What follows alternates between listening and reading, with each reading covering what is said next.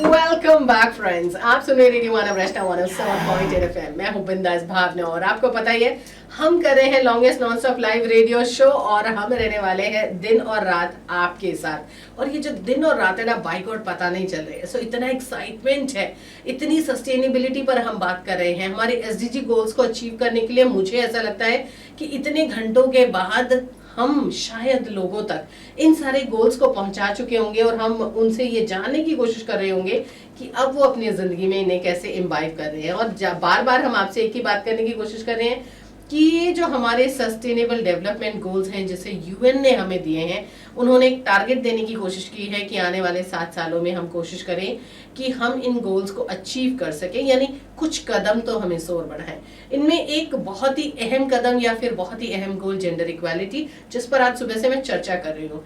हमने आपको बताने की कोशिश की कि क्या एचआर पॉलिसीज हो सकती हैं और किस प्रकार की अब नई एचआर पॉलिसीज हैं जिन्हें ड्राफ्ट और डिजाइन किया जा रहा है, जिससे महिलाओं और पुरुषों में एक समानता आ सके, एक इक्वालिटी आ सके। उसी के साथ साथ हमने मेंटल हेल्थ इम्प्लीकेशंस की बात की, यानी एक तरफ तो हम इक्वालिटी की बात करते हैं लेकिन एक बहुत बड़ी इनइक्वालिटी उस जगह पर है जिसे हम कहते हैं सबसे सेफ जोन, वो है हमारा घर। और वहां पर जो इनइक्वालिटी है उसके कारण जिस प्रकार की मेंटल हेल्थ प्रॉब्लम्स महिलाएं फेस कर रही हैं, डॉक्टर प्रियंका आपको बताकर गई हैं कि एक बहुत बड़ा आंकड़ा है जिस आंकड़े को आज भी हम झुठला नहीं सकते हैं, उस स्टैटिस्टिक्स को हम झुठला नहीं सकते हैं जहां मेंटल हेल्थ प्रॉब्लम्स महिलाओं में इस कारण होती हैं क्योंकि वो जो जेंडर इनइक्वालिटी है वो शुरू होती है उन्हीं के घर से, यानी उसी घर से जिस घर को हम सबसे सेफ एरिया मानते हैं या फिर हम ये मानते हैं कि यहाँ पर तो हमें सबसे ज्यादा रिस्पेक्ट मिलना चाहिए, लेकिन वो नहीं होता। लेकिन अब इन सब चीजों के बारे में जब हम बात कर रहे हैं तो बार बार एक चीज का ख्याल आता है और ये बार बार जितने भी एक्सपर्ट्स आए हैं वो एक ही चीज के बारे में बात कर रहे हैं। उनका ये कहना है कि अगर हम वाकई अपने समाज में जेंडर इक्वालिटी लाना चाहते हैं तो इसकी शुरुआत होनी चाहिए एजुकेशनल इंस्टीट्यूशन से और साथ के साथ परवरिश से, यानी पेरेंटिंग से। अब एजुकेशनल इंस्टीट्यूशंस पर ढेर सारी जानकारी और चर्चा करने के लिए मेरे साथ डॉक्टर दीप्ति दबास आ चुकी हैं। सुबह सुबह का खूबसूरत सा टाइम, डॉक्टर दीप्ति 9 बजे का टाइम, आज आप हमारे साथ आई हैं। Thank you so very much, आपने अपना कीमती समय निकाला। आप सभी को बताना चाहूंगी कि डॉक्टर दीप्ति दबास सेक्रेटरी हैं gender sensitising cell Manav Rachna international institute of research and studies. देखिए, हम बार बार ये कह रहे हैं कि जो एजुकेशनल इंस्टीट्यूशंस हैं, अगर शुरुआत से ही जेंडर इक्वालिटी वहां पर लागू कर दी जाए तो शायद हम समाज को जेंडर इक्वालिटी सिखा पाए। तो सबसे पहले आपका स्वागत करना चाहूंगी और दूसरा आपसे पहला सवाल ये पूछना चाहूंगी कि क्या हम अपने मानव रचना एजुकेशनल इंस्टीट्यूशंस में जेंडर सेंसिटाइजेशन सेल के थ्रू अलग अलग किस्म के काम कर रहे हैं? गुड मॉर्निंग सबको। और मैं अपने आप को बहुत आज लकी समझ रही हूँ कि मैं इस मैराथन 150 आवर्स का जो लाइव शो है रेडियो मानव रचना पे, उसके साथ मैं जुड़ी हूँ। और मैं इसलिए भी लकी समझती हूँ कि रेडियो मानव रचना का 14 साल पहले जब इनॉग्रेशन लॉन्च हुआ था, तब भी मानव रचना के साथ मैं जुड़ी थी। तो तब से अब तक का सफर, कांग्रेचुलेशंस सबसे पहले। Thank you so much. वाकई पता नहीं लगता है कि ये 14 साल कहाँ चले गए। बिल्कुल, और थैंक यू कि आपने मुझे इस कड़ी में जोड़ा है अपने साथ। तो ये जो हमारा जेंडर सेंसिटाइजेशन की जो बात है, member secretary gender sensitisation cell Manav Rachna international institute of research and studies की रिस्पॉन्सिबिलिटी मुझे दी गई है। लेकिन उससे पहले मैं सुनने वालों को कुछ ये चीज़ बताना चाहती हूँ कि हमेशा से नेल्सन मंडेला की एक सेइंग शायद सुनी होगी सबने, कोई भी एक बड़ा चेंज लाने के लिए सबसे बड़ा जो वेपन हमारे पास है दैट इज एजुकेशन। उसी के थ्रू हम छोटे से बड़ा हर चेंज ला सकते हैं। आपने बात करी हाउस होल्ड की, और हम एक बड़े पैमाने पे बात करें सोसाइटी की या वर्ल्ड लेवल पे, तो एजुकेशन ही एक वो है वेपन, जो एक तरीका है, एक रूट है जो हमें हेल्प करेगा। तो आई थिंक ये जो एक यूएन ने भी एक सस्टेनेबल डेवलपमेंट गोल बना के जेंडर इक्वालिटी को डाला है उस 17 की लिस्ट में, तो वहाँ पे एजुकेशन का एक बहुत इंपॉर्टेंट रोल है और बहुत इंपॉर्टेंट भूमिका ये प्ले करेगा। बात करी जाए मानव रचना की, तो यहाँ पे तो अब मैं आपसे बात कर रही हूँ कॉन्वर्सेशन में, और मुझसे पहले डॉक्टर प्रियंका थी आपके साथ, और यहाँ पे अगर आप हमारी वेबसाइट देखें या आके कोई कैंपस में भी घूमें तो जितने हमारे प्रभारी हैं, जितने हमारे यहाँ पे छात्र छात्राएं हैं, मुझे लगता है छात्राओं का नंबर जो है वो बढ़ रहा है। और मैं अपने प्रोग्राम में भी, जैसे अपने स्कूल में जो यहाँ पे हमारा डिपार्टमेंट है, मैं उसमें भी देख रही हूँ मैनेजमेंट में। तो अगर देखा जाए तो वर्ल्ड ओवर जो है 49% विमेन है जी, जो लेटेस्ट हमारे आंकड़े हैं उसके हिसाब से। इंडिया में जो है वो परसेंटेज 48 है जी। तो इंडिया में भी ऐसा नहीं है कि हम काफी पीछे हैं, और मुझे लगता है आगे बढ़ते बढ़ते हमारी ये 50-50 हो जाएगी। तो अभी प्रैक्टिकली हम कह सकते हैं कि इट इज एट 50। हरियाणा अगर क्लोजर होम हम देखें तो 44% है, थोड़ा सा गैप है।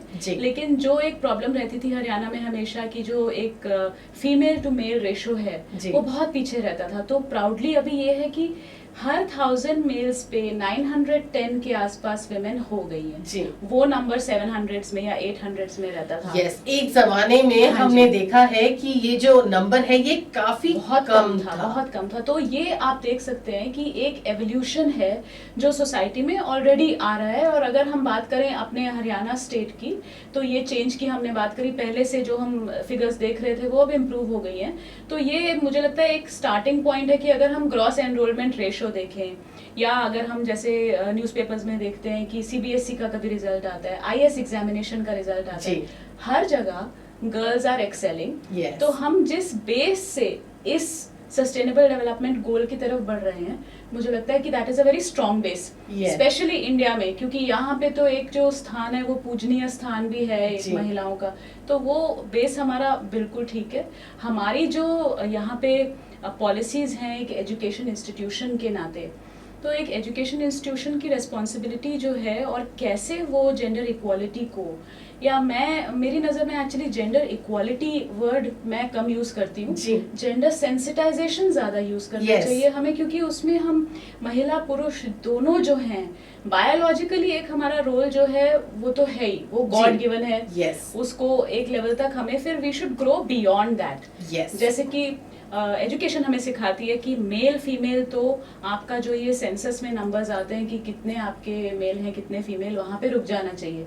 हम आगे स्मार्टली बात करें तो मेन वर्सेस विमेन की हम बात करें, और वर्सेस भी हमें नहीं कहना चाहिए। अब एक साथ जो है, जैसे हम कहते हैं 1 और 1 11, ये उस टाइप की बात है। तो हमें विमेन को भी और मेन को भी वो एक साथ एक दूसरे को समझने की ज़रूरत है, उनकी जो एक दूसरे की नीड्स हैं, और डिफरेंसेस जो होते ही हैं फिजिकल डिफरेंसेस की वजह से, ये जो बोला जाता है एक की वीकर है विमेन, या सॉफ्टर सेक्स, सब पुरानी बातें हो गई हैं अब।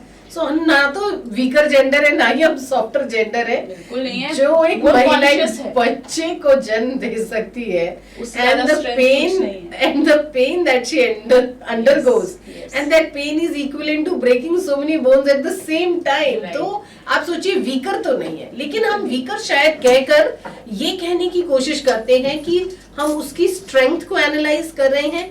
तो मेंटली और फिजिकली दोनों ही तरीके से महिलाओं की स्ट्रेंथ मुझे लगता है एट पार या कुछ ज्यादा ही होगी। बिल्कुल एट पार है। और आप in so many walks of life we observe that emotionally we come out stronger from every situation. ये हम आप नहीं कह रहे हैं, यहाँ ये रिसर्च कह रही है, आंकड़े हमारे पास, बड़े फोरम पे ये बात डिस्कस भी हो रही है। तो एजुकेशन तो पहले ये था कि वेस्टर्न वर्ल्ड में भी थोड़ा सा जो विमेन का घर से बाहर जाना, जॉब्स लेना, वो थोड़ा सा इतना ओपन नहीं था डार्क एजेस के टाइम पे, फिर मेडिवल एजेस। और अब हमें यहाँ इंडिया में रह के ऐसा लगता है कि बाहर एवरीथिंग इज वेरी गुड। आपने बिल्कुल ठीक कहा। बाय द वे ऐसा नहीं है। हमारे जो रिलेटिव्स वगैरह वहाँ है, they are Indian families. However जो वहाँ के नेटिव्स हैं, वहाँ पे भी एक वुमन की जो हाउस होल्ड रिस्पॉन्सिबिलिटी है वो उसको पूरा करते हैं। लेकिन वहाँ पे जैसे अगर यहाँ हमें पता लगे कि gentleman somebody is staying at home, तो उसके लिए हमारी नज़र में एक जो रिस्पेक्ट होती है वो एकदम से घट जाती है जी। तो मैं ये कहती हूँ कि वो प्रेशर आप सोचिए कि मेन पे भी कितना है, they have to be at home. जबकि अब्रॉड क्या होता है कि अगर आप टेलीविजन में कोई एक सीरीज देख रहे हैं, कोई रियलिटी शो देख रहे हैं, और वहाँ एक फैमिली है जहाँ पे the lady is working and the husband is at home taking care of a small child, तो उसको बहुत अच्छे से टीवी में लिखा था, स्टे एट होम डैड। तो इनफैक्ट रिसेंटली एक वीडियो वायरल हुआ था जहाँ पर कि एक पुरुष जो था वो सुबह सुबह उठकर, क्योंकि उनके 3 बच्चे हैं, क्योंकि फॉरेन का सेटअप है, अब हम यहाँ ये नहीं दिखा सकते हैं कि पॉपुलेशन कितनी होनी चाहिए घर में। सो द चाइल्ड, क्योंकि उनका जो सबसे छोटा बच्चा है वो माँ के साथ बहुत ही छोटा है, so the mother does not get enough time to sleep. So what he does is कि अर्ली मॉर्निंग रिस्पॉन्सिबिलिटीज वो सारी कंप्लीट करके और बहुत ही स्मार्टली ड्रेसअप करके अपनी गाड़ी में बैठ के ऑफिस जाते हैं, और उन्हें ढेर सारे कमेंट्स में अपलॉड मिल रहा है कि wow what a doting dad, क्योंकि वो रिस्पॉन्सिबिलिटीज को निभा रहा है। And he mentions that she is also human being and I realise that this is my duty too. But जब अगर इसे हम अपने भारत के सेटअप में लेकर आए तो किसी को भी ये बर्दाश्त नहीं होगा, सबका ये कहना होगा कि बचपन से ही इसकी परवरिश थोड़ी सी खराब थी, ये क्या कर रहे हैं। तो कुछ ऐसे हमारे अभी अर्बन हाउसहोल्ड्स हैं या कुछ रूरल हाउसहोल्ड्स भी हैं, जैसे कुछ ग्राम पंचायत में एक प्रधान की जो पोस्ट होती है वो लेडीज के लिए रहती है जी। तो उसमें वहाँ पे भी लीडरशिप रोल में लेडीज आ रही हैं, और बहुत, जैसे हम यहाँ पे अभी तो आरक्षण की बात हम कर रहे हैं, जैसे अगर संसद में देखा जाए या कहीं, तो उन चीजों से हमें उभरना है। तो उसमें जो एजुकेशन का रोल है, अभी यूनिवर्सिटीज देखी जाए, हर जगह एक हमारा prevention of sexual harassment posh करके जो एक्ट है गवर्नमेंट का, उसको यहाँ पे प्रचलित करने के लिए, या हमें ये चीज फर्दर करने के लिए कि एक सेफ एनवायरनमेंट है, क्योंकि उस एक्ट का जो है वो तो एक ही चीज है, प्रिवेंशन, प्रोटेक्शन एंड प्रोहिबिशन। ये 3 उसके जो पिलर्स हैं वो उस पे काम करता है। तो एक जागरूकता कि जैसे ही यहाँ पे जब आप आते हैं तो it is a safe environment, और यहाँ आप आसपास एक नज़र देखेंगे तो आपको main and women, girls and boys दोनों ही नज़र आने वाले हैं। ज़्यादा तादाद में मुझे लगता है गर्ल्स ही नज़र आती हैं, क्योंकि on a lighter side attendance भी लड़कियों की ज़्यादा रहती है, तो वही ज़्यादा दिखती हैं। एजुकेशनल इंस्टीट्यूशंस का डॉक्टर दीप्ति ये एडवांटेज रहता है, क्योंकि हम इसे बड़ा नोबल प्रोफेशन मानते हैं और साथ के साथ महिलाएं इस प्रोफेशन में होती हैं। So educational institutions are blessed because वहां पर ये इक्वालिटी, मुझे लगता है मेल जो फैकल्टी है वो कम होती है, फीमेल फैकल्टी आपको ज्यादा मिलेगी ऑल थ्रू एजुकेशन सिस्टम। और एक ये जो इयर्स होते हैं, जैसे आप अगर प्री प्राइमरी देखें या प्राइमरी देखें, फिर मिडिल स्कूल, हाई स्कूल, और उसके बाद आप हायर एजुकेशन में आते हैं, तो ये अगर हम एक पूरा इसकी एक श्रृंखला टाइप की बनाएं अपने एजुकेशन पॉलिसी में देख के कि आप हर स्टेज पे क्या पढ़ रहे हैं, तो वो फॉर्मेटिव ईयर्स हैं। मतलब उन टाइमिंग्स पे घर में बच्चे कम बात सुनते हैं, वो टीचर्स की या अपने फ्रेंड्स की बातें ज्यादा गौर से सुनते हैं और उनको इम्प्लीमेंट भी करते हैं। वो उनको तो एजुकेशन वहीं पे उसकी पावर है कि वो अपने पेयर ग्रुप के हिसाब से या टीचर के हिसाब से वो ट्यून हो जाती है। सो अगर आपकी टीचर्स अवेयर हैं, अब एक कोई लेडी टीचर है, वो पढ़ाने पहुंची है, खुद उसकी एजुकेशन है, क्वालिफाइड है, if she is herself capable of standing in front of 80-100 people at a time, या ऑनलाइन बात करने के लिए भी वो केपेबल है, then she has that confidence, अपने चैलेंजेस से उभर के वो उस लेवल तक पहुंची है। So definitely she has that capacity to talk to the youngsters who are aligned with her as students. Yes. वो उनको भी बता सकती हैं कि ये अगर मैं आई हूँ तो आप भी इसी समाज से, इसी सोसाइटी से उठ के आप आ सकते हो। चाहे हम बात करें अपने करिकुलम की, या हम बात करें कि हम कोई भी एक्सरसाइज क्लास में अगर दे रहे हैं तो उसमें हम गर्ल्स और बॉयज के ग्रुप्स बनाएं, इक्वली उनको रखें। कोई प्लेज होते हैं हमारे, तो अक्सर हमने देखा है गर्ल्स भी बॉयज का रोल करती हैं। तो छोटे छोटे स्कूल्स में भी कृष्णा का रोल जो है वो गर्ल्स यूजुअली करती हैं। तो वैसी चीजें ये एंड वाइस वर्सा वो भी होता है जी। तो उसमें हमें पता लगता है कि कैपेबिलिटी तो दोनों साइड है, आपको उसे नर्चर किस हिसाब से करना है, और ये नहीं सोचना है कि कोई कम है या कोई ज्यादा है, हम इक्वल हैं। हमारी कैपेबिलिटी आगे जाके लाइफ में, don't talk about biological capability, Exactly. Talk about what you are psychologically, talk about what you are intellectually, mentally, जो आप contribution कर सकते हैं। जैसे अब हमारा एग्जाम्पल है, I have a teenage daughter. Yes. So वो responsibility एक बहुत रहती है कि आपको टीनेजर के साथ फ्रेंड की तरह रहना होता है। जी। तो मैं वो रिस्पॉन्सिबिलिटी इतने अच्छे से शायद नहीं कर पाती हूँ। God willing my husband is able to somehow वो डॉटर से बेटर कनेक्ट कर पाते हैं, और एक डॉटर और फादर का बॉन्ड तो हमेशा से कि कितना स्ट्रॉन्ग है, तो शायद उसी की वजह से जी। और बहुत सारे ऐसे हैं, जैसे आजकल आप देखेंगे कि इंटीरियर डेकोरेटर्स हो गए, जो ये काम कहा जाता था कि ये तो लेडीज का है। हाँ जी। Men are definitely there, they are architects and I have always wondered, doctor Deepti, एक ऐसा प्रोफेशन है जिसे घर के बाहर ज्यादातर मर्द कर रहे हैं, और उस प्रोफेशन को हमेशा से एक औरत की जिम्मेदारी कहा गया है। यू वेरी एक्चुअली अंडरस्टूड, हमारे सुनने वाले समझ गए होंगे। शेफ्स, आप इस दुनिया के किसी भी रेस्टोरेंट में चले जाइए, बहुत मीगरली आपको फीमेल शेफ्स मिलेंगी, लेकिन घर पर वही जिम्मेदारी, again I am saying it is a जिम्मेदारी and it is always done by women. So haven't you thought कि ये कैसी जेंडर इनइक्वालिटी है कि बाहर तो वो काम पुरुष करे, लेकिन घर की चार दीवारी में उस काम को महिला करे, वहां गर्व से करे क्योंकि you will be called a chef, but घर पर if you are doing it then you are not being paid for it, और प्रोबेबली आपको कोई एक्लेट्स नहीं मिलेंगे, इसलिए आप वो नहीं करेंगे। बात वही है कि ये बहुत सारे जो हम काम जो करते हैं उसका हमारे, जब हम इकोनॉमिक्स पढ़ते हैं तो देखते हैं कि उसकी कोई टैली भी नहीं है। उसको हम बोलते हैं इम्प्यूटेड इनकम, एक जो असली में कहीं उसकी फिगर कहीं दिख नहीं रही है। लेकिन अगर आप एक हाउस हेल्प को एम्प्लॉय करो वही काम करने के लिए, तो you will and up spending. और ये हम ना, ये आपने जो बात बोली बहुत अच्छी, एक शेफ के एग्जांपल से, ये एक स्टीरियोटाइप है हाँ। जो विमेन के अराउंड है।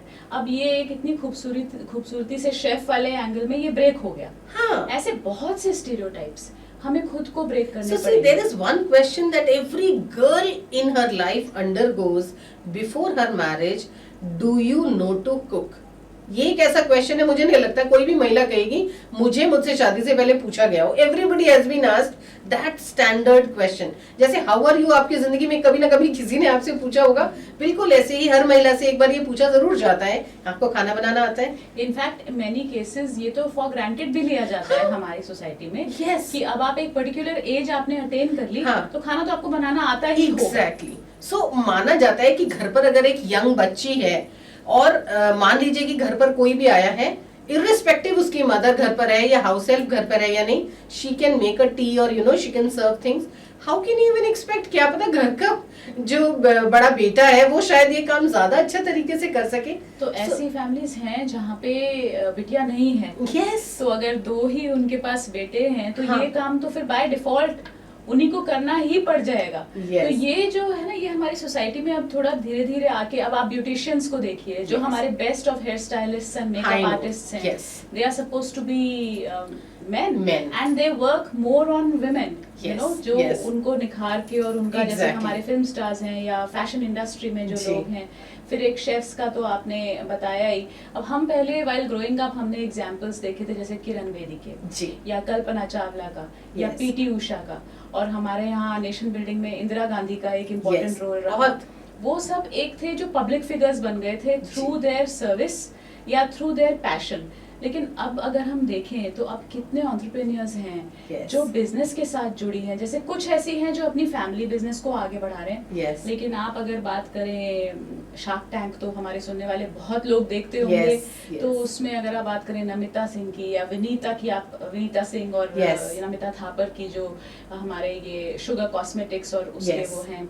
बाकी आप अगर बात करें ये मामा अर्थ की जो मिसेस अलग हैं, नायका की फाल्गुनी नायर जो हैं, मतलब एक नाम जो शायद मुझे लगता है वेरी कॉमन, इंदिरा नूही के बारे में सब जानते थे। इनफैक्ट बहुत साल के लिए she was known as the woman having the highest per day salary in the world. वो प्रचलित ही इसलिए हुई। और अब एग्जांपल्स है, एक एक कोट उनका जो है, किरण मजुमदार शॉ को आप देख लीजिए, so she has been ideal for so many years and for so many women. Sudha Murthy को देखिए, बिल्कुल फिलैंथ्रोफी कर रही हैं, इंफोसिस का फेम है उनके साथ, लेकिन वो बताती हैं कि उनके हस्बैंड भी, मैंने रिसेंटली एक सेगमेंट उनका देखा कि उनके हस्बैंड कितने अकोमोडेटिव हैं, कि जब भी मतलब रात के 12 बजे भी उनको वो कह जरूर देते हैं ओपनली कि ही इज फीलिंग हंग्री, लेकिन अगर वो कुछ भी रख देती हैं उनके सामने तो कभी वो ये नहीं कहते कि ये क्यों और वो क्यों नहीं। तो इस टाइप की एक एडजस्टमेंट जो है वो घर से ही शुरू होगी। तो हमारे जो एजुकेशन इंस्टीट्यूशंस कुछ भी अगर बात करते हैं, पढ़ाते हैं, मैसेज देते हैं यहाँ पे, तो अपने यहाँ हम पढ़ाते समय या बच्चों से डील करते टाइम डेफिनेटली इसको ध्यान रखते हैं कि कहीं पे भी हमें ये नहीं करना है कि अगर आज आपको कहीं हैदराबाद या चेन्नई जाने की जॉब मिल रही है तो आप बॉयज को पहले भेजो, ऐसा बिल्कुल भी नहीं है। दोनों इक्वल है। या अगर आपको कोई टास्क देना है जिसमें धूप में जाके रैली में पार्ट लेना है तो आप बॉयज को चूज करो। तो दोनों को ही हमें इक्वल अपॉर्चुनिटी देनी है, और उनको हम यही बताते हैं कि you are equal for us. आपको आपकी इवैल्यूएशन, परफॉर्मेंस, एक्टिविटी, पार्टिसिपेशन से ही प्रूव करना है। तो ये भी एक तरीका है जिससे हम उनको एक फर्दर कर रहे हैं। और अगर आप बच्चों से एक सैंपल लेके पूछें आपका रोल मॉडल कौन है, अक्सर बच्चे बोलते हैं one of the parents. Yes. Few students will say mother, few students will say father. So it is a lesson in itself for them. When somebody says mother, तो वो लड़का भी एक है जो कह सकता है कि मेरी मदर मेरी रोल मॉडल है। वो उस टाइम ये नहीं सोचता है कि मैं वुमन को नहीं रोल मॉडल लूंगा, बिकॉज उसके लिए मदर इज सुपीरियर। Yes. किसी भी एक लड़की के लिए फादर इज सुपीरियर। सो वो at home already we have those systems, लेकिन सडनली जब हम बाहर की दुनिया में जाते हैं तो हम बोलते हैं कई बार कि गर्ल्स कॉलेजेस में ही आप पढ़ो। हाँ. दिल्ली यूनिवर्सिटी में अभी भी बहुत सारी गर्ल्स कॉलेजेस हैं। वो एक टाइम था पोस्ट इंडिपेंडेंस, जब एक स्टैट्यूट आया कि हमें विमेन इंडिपेंडेंस या एम्पावरमेंट बढ़ाने के लिए या उनको ज़्यादा अपॉर्चुनिटीज़ हायर एजुकेशन में देने के लिए एक ओनली विमेन कॉलेजेस बनाने पड़ेंगे, जो अब तक चल रहे हैं जी. लेकिन आप रिजल्ट्स देखिए उन कॉलेजेस के, कहाँ वो बच्चियाँ जा रही हैं। आईएएस से लेके आईएफएस से लेके एंटरप्रेन्योर्स और अच्छी अच्छी job opportunities, higher education, India में क्या और बाहर में क्या, सब कुछ ही वो कर रही है, क्योंकि उन्हें पता है कि यहाँ हम एक गर्ल्स कॉलेज में हैं, अपॉर्चुनिटी में मेरा कंपटीशन दुनिया से है, Yes. जिसमें men and women both are there. So हमारा इंटेंट वही है, कैपेबिलिटी पे, not biological capability, overall capability आपकी पर्सनालिटी की जो है जी. उस पे फोकस करें। और इसलिए अब हम क्या कर रहे हैं, हमारे यहाँ जो जेंडर सेंसिटाइजेशन सेल है Yes. उसके माध्यम से हमारे जितने यूनिवर्सिटी डिपार्टमेंट्स हैं, जी. तकरीबन 20 to 25 डिपार्टमेंट्स हैं, उन सब में हमारे साथ स्टूडेंट्स जुड़े हैं। जी. So they are our gender champions. अच्छा. सो उसमें one boy and one girl necessarily we have. In fact हम ये भी कहते हैं कि उसमें बॉयज को ज़्यादा से ज़्यादा जोड़े हमारे साथ। जी. हमारे जेंडर सेंसिटाइजेशन सेल में ही कुछ सीनियर मेंबर्स हैं हमारी टीचिंग और एडमिनिस्ट्रेटिव फ्रेटर्निटी के, men and women both are there, और हम लोग एक साथ बैठ के ही ये सब डिस्कस और डिसाइड करते हैं कि कैसे आगे लूप में लाना है। जी. तो हम देख रहे हैं कि ये जो गर्ल्स और बॉयज बच्चे जेंडर चैंपियंस जो हमारे साथ एसोसिएटेड हैं, यही अपने बच्चों को जाके एक्टिविटीज़ में इन्वॉल्व करते हैं और हर चीज़ एक साथ। मतलब यहाँ पे मैंने ना मानव रचना में proudly I have never seen, आप चाहे लीडरशिप रोल्स देख लीजिए या Yes. बच्चों की पार्टिसिपेशन देख लीजिए या आप हम दोनों को देख लीजिए, हम आज यहाँ बैठ के बात Yes. कर रहे हैं, तो ऐसा कभी है नहीं कि एक स्टीरियोटाइप है और क्योंकि एक वुमन है तो ये काम ये नहीं करेगी एंड बिकॉज वो मैन है तो वो काम शायद बेहतर कर सकते हैं, ऐसा कुछ भी नहीं है। तो हम bye practice I would say here, by example, not only through whatever small things of curriculum and teaching methodology जी. etc. by example वो चीज़ जब बच्चों के सामने आती है जी. तो वो एक अपने आप एक मैसेज उनको सेंड करती है कि जी. आप कितने, क्योंकि कई बार क्या होता है they are students, Yes. Indiscipline के भी छोटे केसेस आ जाते Yes. हैं। You might have to take them strictly also. You ji. might have to at times raise your voice also. So when they see that there is actually a woman who's handling all these things, Yes. and few of us might be there at the leadership position, Yes. they might check us up on the internet कि हमारी profile क्या है LinkedIn वगैरह पे, तो वो एक strength उन सब चीज़ों से आती है। तो वो एक विजिबिलिटी बनाने की ज़रूरत है और हमारे जितने, मैं सोचती हूँ धीरे धीरे जाएगी ये चीज़।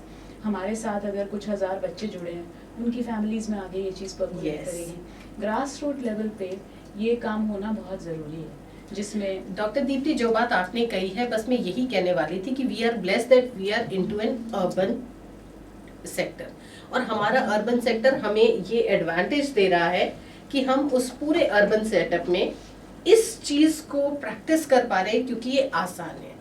वहाँ परवरिश से, जैसे हाल ही में इसी पूरे के पूरे लॉन्गेस्ट लाइव रेडियो शो में मैंने जेंडर इक्वालिटी इन यूथ के लिए एक स्टूडेंट को, गर्ल स्टूडेंट को इनवाइट किया था, जिसका ये कहना था कि मेरे घर या मेरे एजुकेशनल इंस्टीट्यूशंस में मैंने कभी ये महसूस नहीं किया कि मैं एक लड़की हूँ, क्योंकि मेरे घर में एक भाई और बहन है, but I was treated always equally. अगर जिस एजुकेशनल इंस्टीट्यूशन में मैं गई हूँ उसी एजुकेशनल इंस्टीट्यूशन में which are one of the best in the city मेरे भाई को भी पढ़ाया गया है, तो कहीं भी डिस्पैरिटी नहीं है।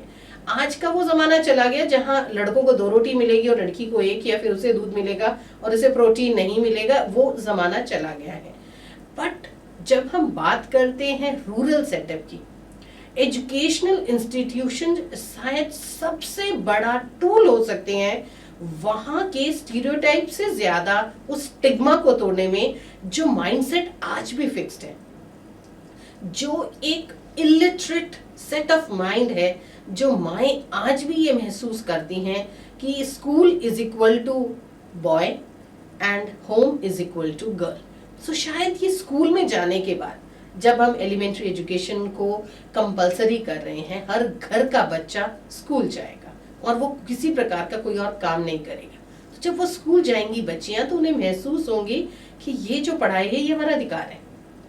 To be treated equally well is a right. It's not an advantage that we are being given. So ये थोड़ा, क्योंकि हमारे इतना मास है, यस, और ज्यादातर जो जैसे कहते हैं कि larger population, yes, actually India lives in villages. So वहाँ पे जाके, और ये एक जो हम एजुकेटेड लोग हैं, अब जैसे हमारे यहाँ भी एक रूरल इमर्शन प्रोग्राम करके कहा जाता है उसे जी. और कम्युनिटी रिलेटेड बहुत काम डॉक्टर ओपी भल्ला फाउंडेशन भी मानवरचना में करता है जी.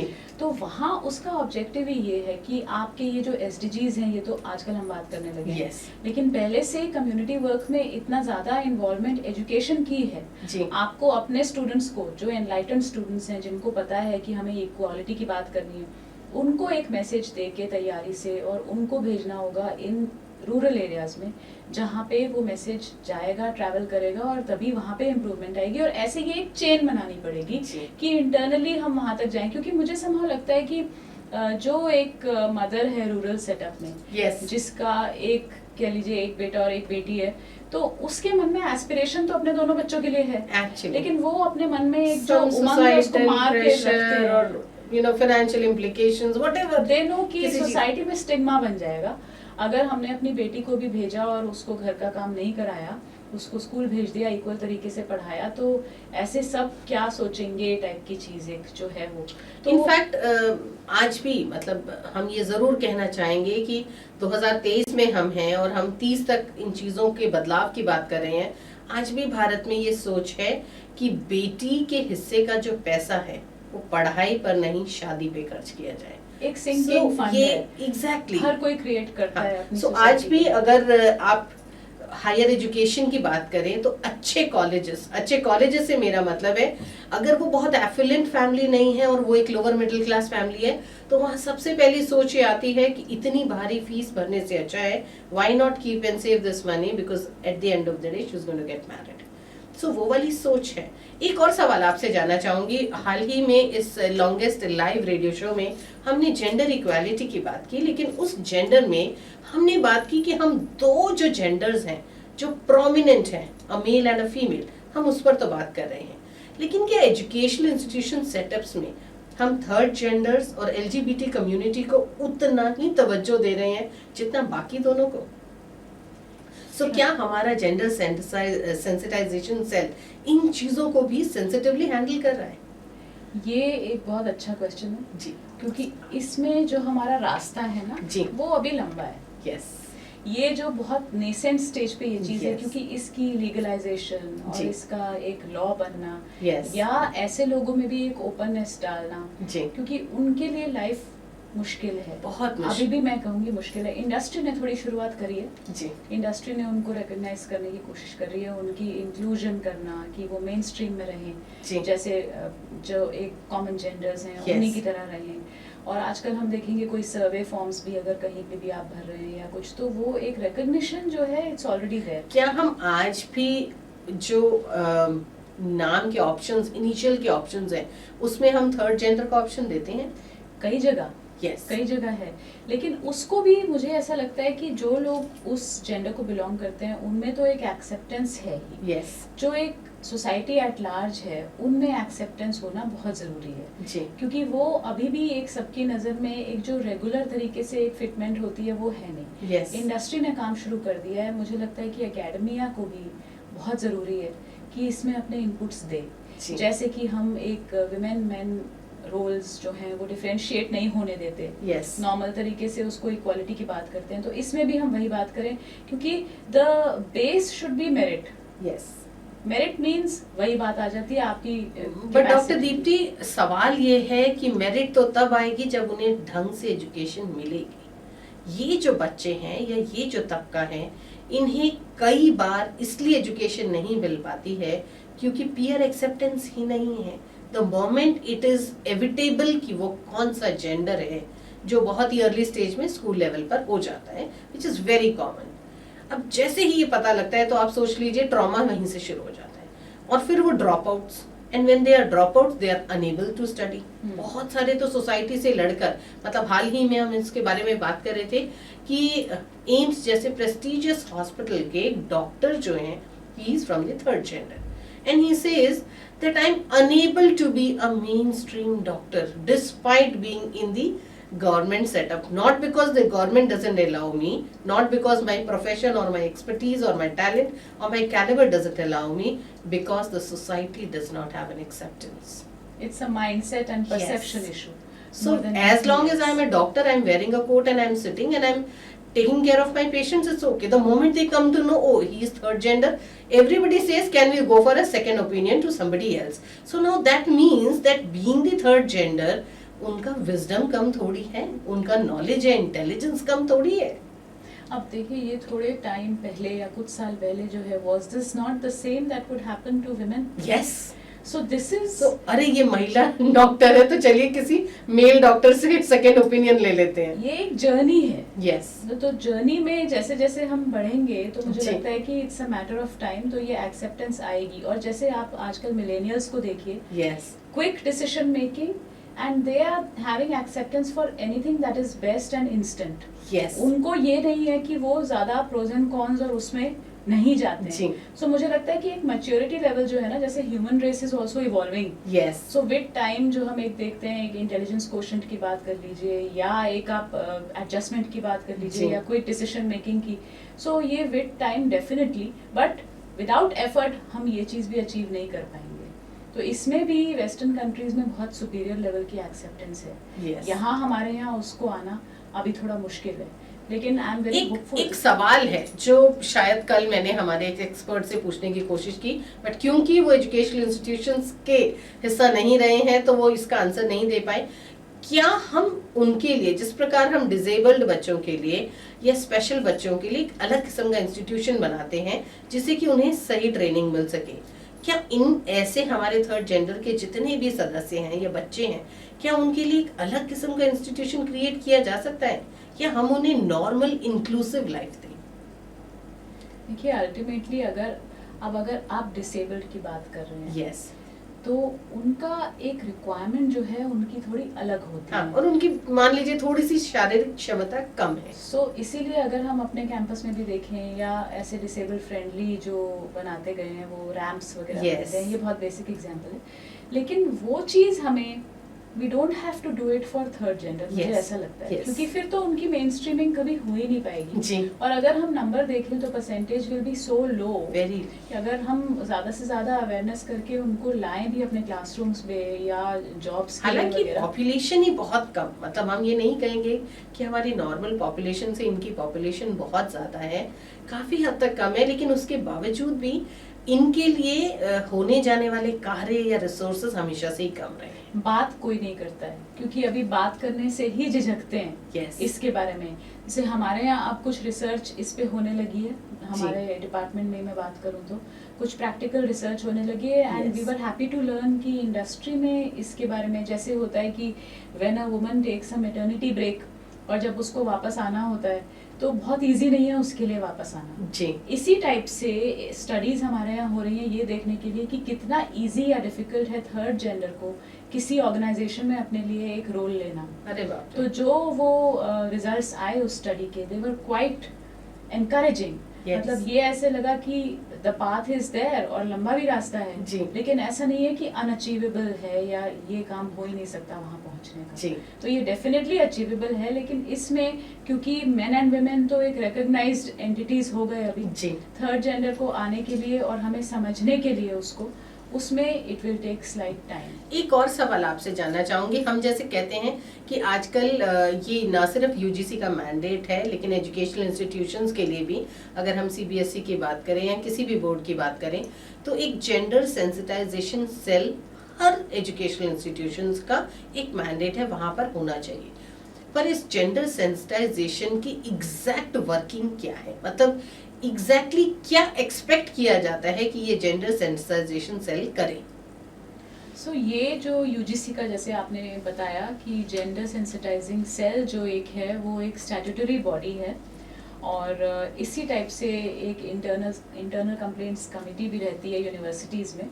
तो इनका mandate, specifically gender sensitising cell का मैंडेट या रिस्पॉन्सिबिलिटी ये रहती है कि आपको एक मेंबरशिप ग्रुप के through awareness regarding gender roles, yes, breaking of stereotypes, yes, promoting equality, and ensuring that the thought process or the attitude gets more mature. अच्छा, तो उसके लिए हम बहुत टाइप की एक्टिविटीज़ करते हैं, जैसे हम एक एनुअल प्लान बनाते हैं अपने लिए और फिर उस प्लान को हम सभी डिपार्टमेंट्स और अपने स्टूडेंट जेंडर चैम्पियंस और कुछ फैकल्टी कोऑर्डिनेटर्स के थ्रू एग्जीक्यूट करते हैं, जिसमें हम अवेयरनेस सेशंस बाहर से एक्सपर्ट्स लाके, वो बेसिक लेक्चर्स तो हैं जी, जो हमारी ट्रेन फैकल्टी है उनके थ्रू भी हम अवेयरनेस सेशंस करते हैं, दैट इज़ देयर।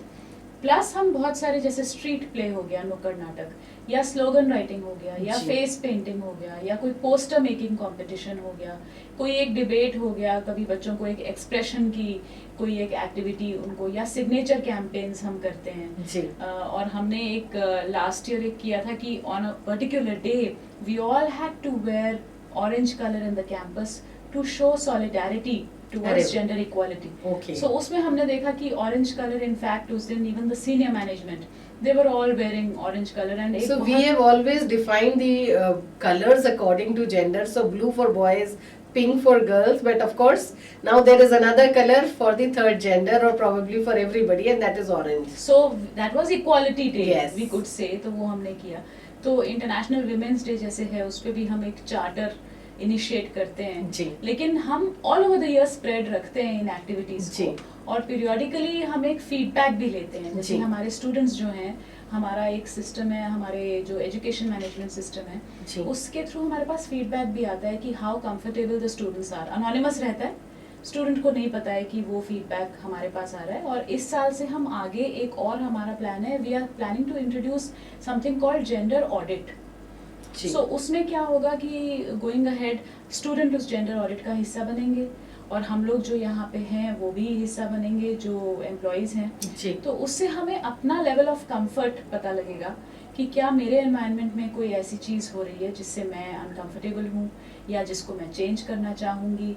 बच्चे भी हमें बता सकते हैं और हम खुद भी। तो एक objective assessment, again that will be anonymous. Yes, और हमारी ये कोशिश है कि हम उसको एक इलेक्ट्रॉनिक तरीके से किसी ऐप के थ्रू या हमारा जो मैनेजमेंट सिस्टम है ERP जी, उसी के थ्रू उसको सॉलिसिट करें तो वो फिर ओपन हो जाएगा। ये जेंडर ऑडिट भी एक बहुत प्रोग्रेसिव वो है।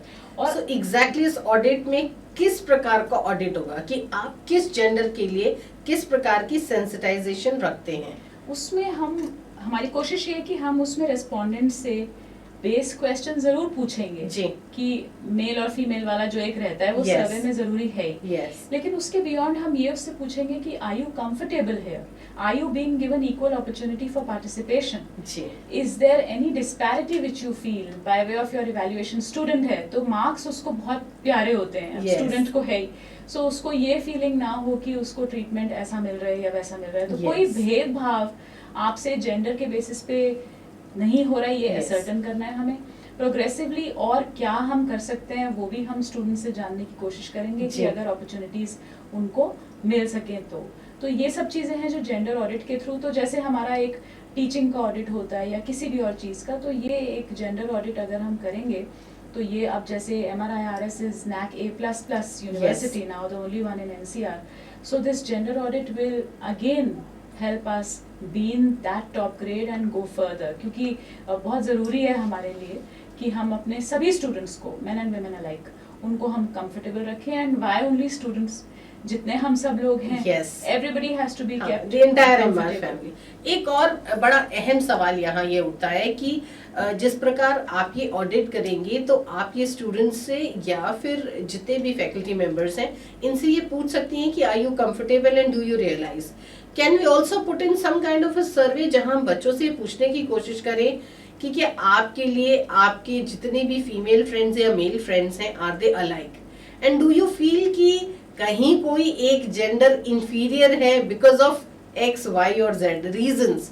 सो उससे हमें शायद ये सोच पता लगे कि क्या आज का यूथ जेंडर इक्वालिटी को इम्बाइब कर चुका है या वो पढ़ाई तो कर रहा है, उसका एजुकेशन सिस्टम तो सुधर कर आज ग्लोबल लेवल पर पहुंच गया है, लेकिन जहां कहीं मेंटल फ्रेम है वो आज भी कहीं पिछड़ा तो नहीं हुआ है। तो ये बहुत अच्छा भी रहेगा क्योंकि यही बच्चे हैं जिन्होंने आगे जाना है। Yes, with in 2 to 5 years time ये आगे ऐसे रोज में पहुंचेंगे कि ये इन्फ्लुएंस कर पाएंगे आगे। तो इस टाइप का अगर उनसे हम जानने की कोशिश करें हमारे लिए भी अच्छा रहेगा और उनको थोड़ा एक फूड फॉर थॉट मिलेगा कि एक नॉर्मल क्वेश्चन ना हो के वो कुछ उसमें आइडिएशन कर सकते हैं और then they can give us their views. तो ये अच्छा रहेगा।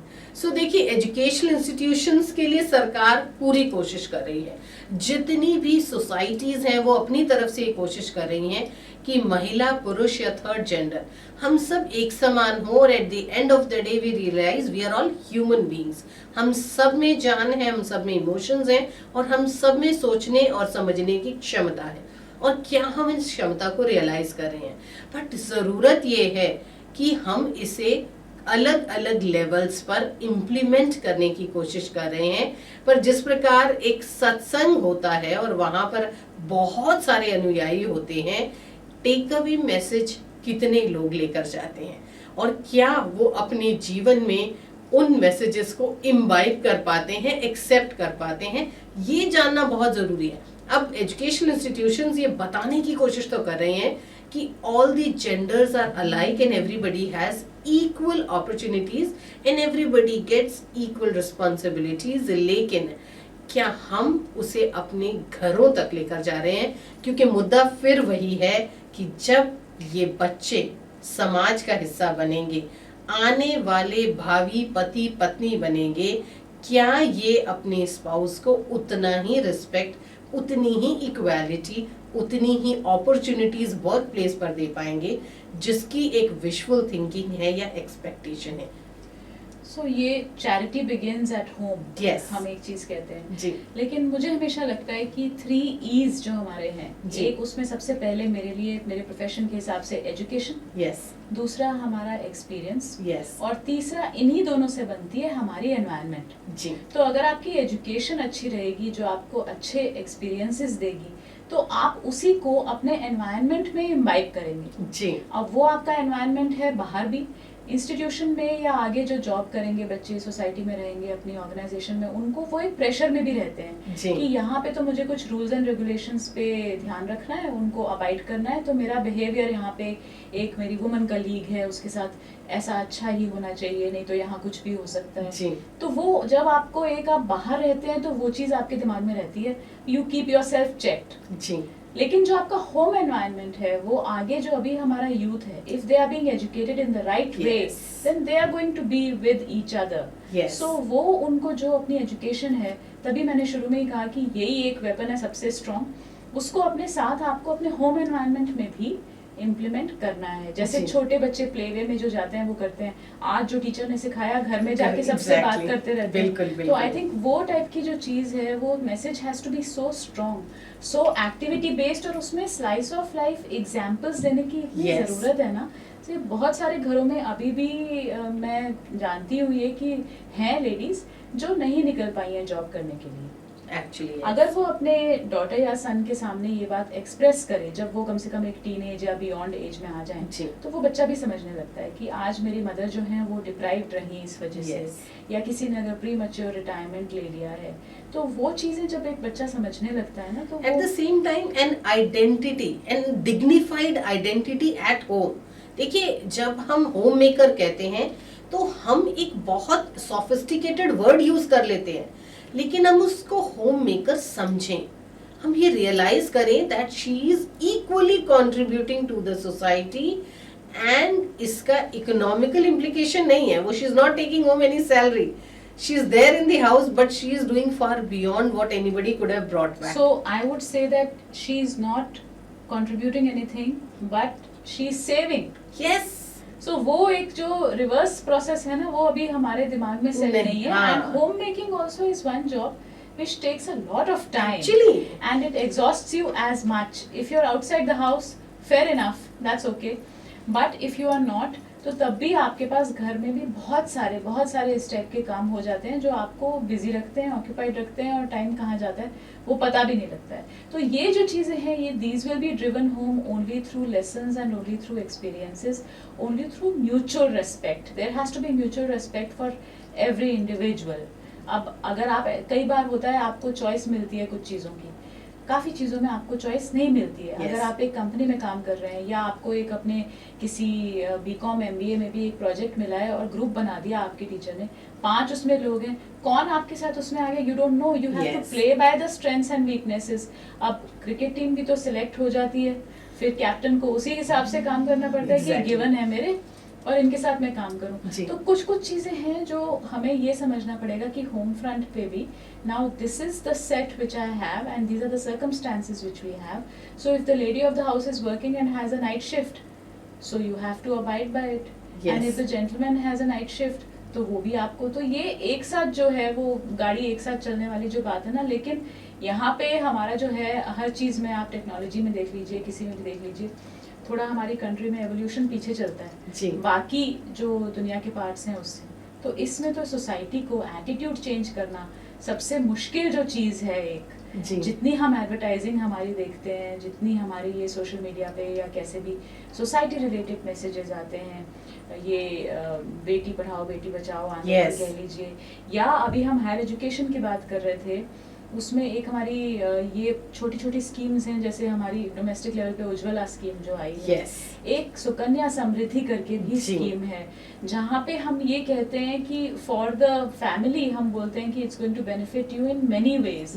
सो ये और भी ऐसी बहुत सारी जो स्कीम्स हैं हमारी गवर्नमेंट लाई है, उनको ग्रास रूट तक पहुँचाना, क्योंकि जब मॉनेटरीली एक बहुत ही money sensitive, price sensitive market है इंडिया जी, तो उनको जब आप किसी भी चीज को एक मनी से रिलेट कर देते हैं, जब आप ऑटोमेटिकली उसमें बदलाव जल्दी कुछ है तो वो जल्दी आता है, और उससे आप अलाइन कर पा रहे हैं कि ये मेरी सेविंग भी हो रही है। जैसे सरकार ने गर्ल एजुकेशन को प्रमोट करने के लिए सबसे पहले उसे फ्री कर दिया, फिर उसके बाद उन्होंने इस बात का इंसेंटिव दिया कि अगर आपके 2 बच्चियां हैं और दोनों बच्चियों को आप पढ़ाते हैं तो you take back home an X amount, जिससे कि एटलीस्ट और कुछ नहीं उस अमाउंट के लिए ही सही पर आप अपनी बच्चियों को पढ़ाएं।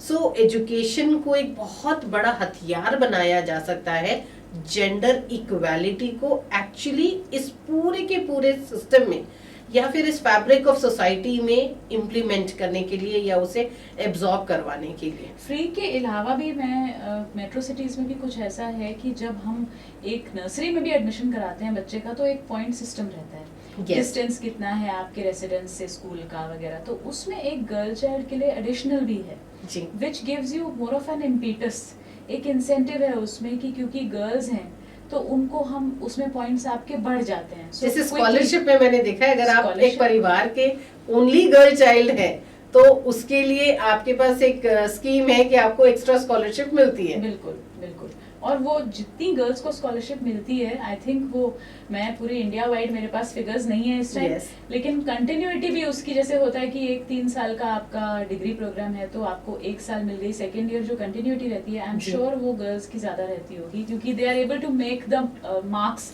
जो बेसिक रिक्वायरमेंट होती है कि आगे जाके आपको ये कंटिन्यूएशन में मिलेगी या नहीं है।